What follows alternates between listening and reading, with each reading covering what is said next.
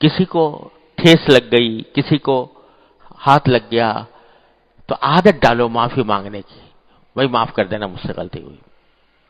اپنی غلطی کا اعتراف کر لینا یہ بڑی اچھی صفت ہے. تو اس کو ڈالنے کی، اس کی عادت ڈالنے کی ضرورت ہے. اور خاص طور پہ ان لوگوں کے ساتھ کہ جن کے ساتھ ہر وقت اٹھنا بیٹھنا ہے، چلنا پھرنا ہے، میل جول ہے، پتہ نہیں کس وقت ہم سے اس کی حق تلفی ہو گئی ہو. اس لیے ہمارے بزرگوں نے کتنا اچھا جملہ سکھایا تھا کہ جب دو مسلمان ایک دوسرے سے جدا ہو رہے ہوتے تھے، اچھا بھئی السلام علیکم، بھئی میرا کہا سنا معاف کر دینا، میرا کہا سنا معاف کر دینا. کیا مانا؟ کہ میرے منہ سے کوئی بات ایسی نکل گئی ہو کہ جو آپ کے لیے ناگوار ہو، تکلیف پہنچی ہو، اس کو معاف کر دیجئے. اسی طرح یعنی کہا سنا میں در حقیقت بہت ساری چیزیں آ جاتی ہیں. غیبت اس میں ہر طرح کی چیز، اور غیبت ایسی بلا ہے کہ آدمی بسا اوقات ارادہ نہیں ہوتا غیبت کرنے کا، لیکن اللہ بچائے مجلس میں بیٹھا ہے اور منہ سے نکل گیا کوئی جملہ، وہ غیبت ہو گیا. غیبت ہو گیا، زنا سے بدتر جرم ہو گیا، اشد من الزنا، منہ سے نکل گیا. تو اس لیے کہیں نہ کہیں جا کے آدمی پھنس جاتا ہے. تو اپنے وہ لوگ کہ جن کے ساتھ اٹھنا بیٹھنا ہو، جن کے ساتھ میل ملاقات ہے، جن کے ساتھ میل جول ہے، وقتاً فوقتاً ان سے معافی مانگتے رہنا چاہیے کہ اللہ تبارک بھائی جو کچھ مجھ سے کچھ غلطی ہوئی معاف کر دینا.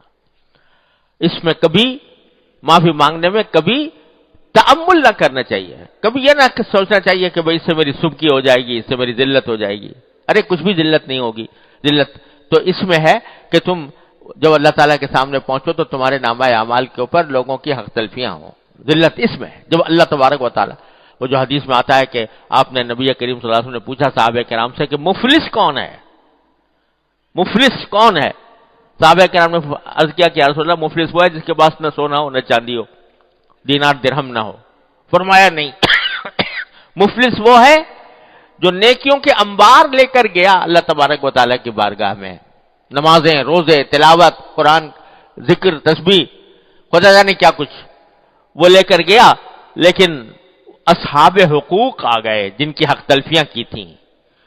تو کوئی اس کے نمازیں لے کے چلا گیا، کوئی اس کے روزے لے کے چلا گیا، کوئی اس کی تلاوت لے کے چلا گیا، یہاں تک کہ خالی ہو گیا. اور پھر بھی حقوق باقی رہے تو لوگوں کی برائیاں اس کے گلے ڈال دی گئیں. آیا تھا نیکیوں کے انبار لے کر اور نتیجے میں گناہوں کے انبار لے کے جا رہا ہے. وہ ہے مفلس در حقیقت.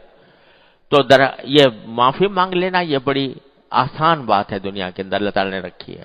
معافی مانگ لو. جس کسی سے کوئی جھگڑا ہو، اے بھائی ہم اس سے کوئی زیادتی ہوئی تو معاف کر دینا. تو یہ دوسرا پہلو ہے عفو کا، دوسرے کو معاف کر دینا اور خود معافی مانگ لینا. اور بھائی رسول کریم صلی اللہ علیہ وسلم نے ایک اور بات ارشاد فرمائی، وہ بھی یاد رکھنی چاہیے. اگر کوئی مسلمان سچے دل سے معافی مانگ رہا ہو تم سے، تمہاری اس نے کوئی حق تلفی کی اور سچے دل سے بعد میں اس کو ندامت ہو رہی ہے، پشیمانی ہے، ندامت اور پشیمانی کے ساتھ تم سے معافی مانگ رہا ہے کہ بھائی مجھے معاف کر دینا، میں نے وہ جو کام تمہارے ساتھ کیا تھا وہ مجھ سے غلطی ہوئی تھی، میں نے تمہاری حق تلفی کی، اللہ کے لیے مجھے معاف کر دو. ایسے کوئی شخص لجاجت سے معافی مانگ رہا ہے، پشیمانی کے ساتھ، ندامت کے ساتھ، تو اس کو معاف کر دو. اور بظاہر کتنا ہی سنگین اس نے معاملہ کیا ہو لیکن معاف کر دو. اور بعض روایتوں میں یہ فرمایا کہ اگر معاف نہیں کرو گے تو اللہ تبارک و تعالی سے بھی معافی کی امید نہ رکھنا. اللہ بچائے. اللہ تبارک و تعالی کے سامنے جب جاؤ گے تو اللہ تبارک و تعالی سے بھی کہیں اللہ تعالی بھی تمہاری بہت سے گناہوں کو معاف نہیں کرے گا.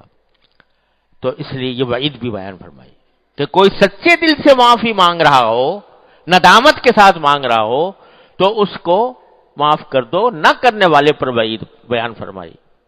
اس وعید کے الفاظ اب مجھے صحیح یاد نہیں رہے، لیکن حدیث سے صحیح کے اندر وہ وعید موجود ہے اس شخص کے لیے. تو اللہ تبارک و تعالیٰ اپنے رحمت سے ہمیں بچائے اس سے. دونوں پہلو معافی کے ہیں معاف کر دینا، معافی مانگ لینا، یہ دونوں نبی کریم صلی اللہ علیہ وسلم کی عظیم سنتیں ہیں۔ اللہ تبارک و تعالیٰ اپنے فضل و کرم سے، اپنے رحمت سے ہم سب کو ان سنتوں پر عمل پیرا ہونے کی توفیق عطا فرمائے۔